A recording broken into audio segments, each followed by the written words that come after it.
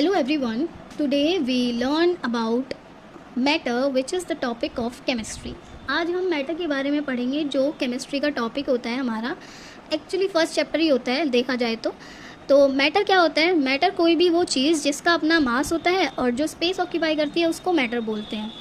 Matter को हम touch भी कर सकते हैं, देख भी सकते हैं, है ना. मैटर जो है वो स्मॉल बिल्डिंग ब्लॉक से बनी होती है जिसको एटम्स बोला जाता है. तो मैटर क्या होता है, जिस चीज़ को हम टच कर सकते हैं और जिसका अपना मास होता है और जो स्पेस ऑक्यूपाई करती है उसको हम मैटर बोलते हैं. ठीक है, एग्जाम्पल हो जाएंगे जैसे टेबल, चेयर, इन सबको हम टच कर सकते हैं और इन सबको हम देख भी सकते हैं. और जैसे टेबल जितनी बड़ी होती है वो उतना ही स्पेस ऑक्यूपाई करेगी और जितनी छोटी टेबल होगी वो उतना कम स्पेस ऑक्यूपाई करेगी. तो ये सारी चीज़ें मैटर होती हैं. अब इसमें ना एक और एग्जाम्पल आता है जो आप लोगों ने भी पढ़ा होगा कि एयर भी मैटर होती है. अब यहाँ से एक क्वेश्चन अराइज होता है कि भाई एयर कैसे मैटर हो सकती है, उसको तो हम देख भी नहीं सकते और वो तो हम उसको टच भी नहीं कर सकते, तो वो कैसे मैटर हो जाती है. तो उसका एक एग्जांपल मैं तुम लोगों को बताती हूँ. एक आप बलून लो, उसमें आप एयर को फिल करो, हवा को भरो उसके अंदर, तो आप देखोगे कि एयर जो है वो उसके अंदर जाने लगेगी और जो बलून है उसकी शेप चेंज होने लगेगी. पहले जो बलून सिकुड़ा हुआ सा दिख रहा था वो अब तुम्हें फूला हुआ दिखाई देगा. तो कहने का क्या मतलब है कि एयर भी तो अपना स्पेस ऑक्यूपाई कर रही है क्योंकि बलून की शेप चेंज हो रही है. जितना छोटा बलून होगा उतनी कम एयर उसके अंदर आएगी और जितना बड़ा बलून होगा उतनी ज़्यादा उसके अंदर एयर आएगी. तो एयर भी हमारी मैटर होती है क्योंकि वो भी अपना एक स्पेस ऑक्यूपाई करती है और फील तो हम कर ही सकते हैं एयर को. ठीक है, अब हम प्रोसीड करते हैं towards the type of matter. Matter 3 तरीके का होता है. पहला होता है सॉलिड, दूसरा होता है लिक्विड और तीसरा होता है गैस. सॉलिड को सॉलिड क्यों कहते हैं, यही क्वेश्चन दिमाग में आता होगा सबके. भाई सॉलिड को सॉलिड क्यों बोला गया. सॉलिड का अब हमने देखो, सॉलिड पढ़ने से पहले मैं एक और चीज़ बता दूं कि हम मैटर पढ़ रहे थे ना. मैटर का मतलब क्या होता है कि वो छोटे छोटे पार्टिकल से मिलके बना है. अब सॉलिड भी हमारा, कोई भी आप सॉलिड का एग्जांपल ले सकते हो. जैसे टेबल एक सॉलिड होती है, पर वो क्यों है सॉलिड इसको मैं आपको भी समझाती हूँ.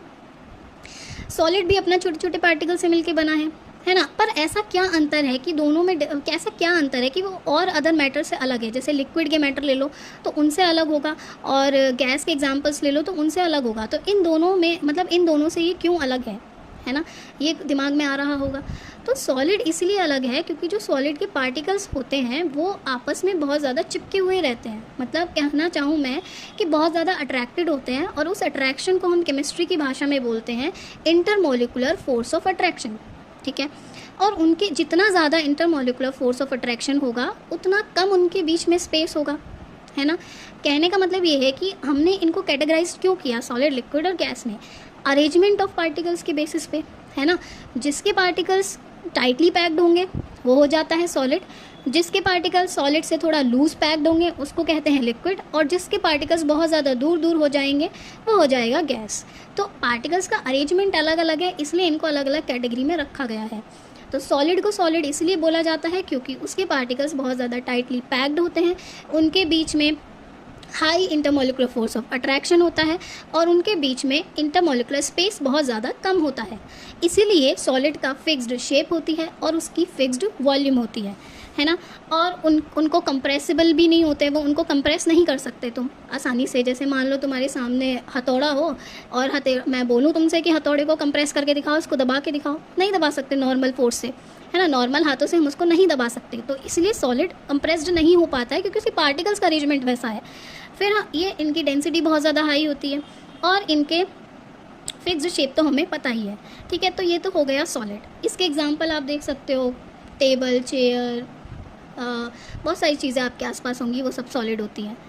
अब काइंड ऑफ देख के तो बता ही सकते हो. फिर आता है दूसरा लिक्विड. अब लिक्विड के जो पार्टिकल्स का अरेंजमेंट होता है वो सॉलिड से थोड़ा डिफरेंट होगा. जैसे मैंने बोला था ना, एक इंटरमोलिकुलर स्पेस और फोर्स के बारे में बात करी थी, तो ऐसे ही इसमें पढ़ते हैं कि लिक्विड के बीच में क्या है. तो लिक्विड के पार्टिकल्स के बीच में इंटरमोलिकुलर फोर्स ऑफ अट्रैक्शन थोड़ा कम होता है. अब मैं तुम्हें एक चीज़ बता दूं कि जितना कम इंटरमोलिकुलर फोर्स ऑफ अट्रैक्शन होगा उतना ज़्यादा स्पेस होगा और जितना ज़्यादा इंटरमोलिकुलर फोर्स ऑफ अट्रैक्शन होगा उतना कम स्पेस होगा. ठीक है, कंफ्यूज होने वाली चीज़ नहीं है और ना ही इसमें कंफ्यूज्ड होना। बहुत सिंपल सी बात है कि भाई जो चीज़ आपस में अटैच्ड होगी उसके बीच में स्पेस तो होगा ही नहीं, और जो चीज़ थोड़ा लूजली होगी मतलब आपस में कम अटैचमेंट होगा उसका, तो उसके बीच में तो स्पेस आ ही जाता है। तो ऐसे ही लिक्विड है कि लिक्विड के पार्टिकल्स के बीच में इंटरमॉलिकुलर स्पेस थोड़ा ज़्यादा हो जाएगा और फोर्स ऑफ अट्रैक्शन थोड़ी कम हो जाएगी सॉलिड के से कंपैरिजन करें तो।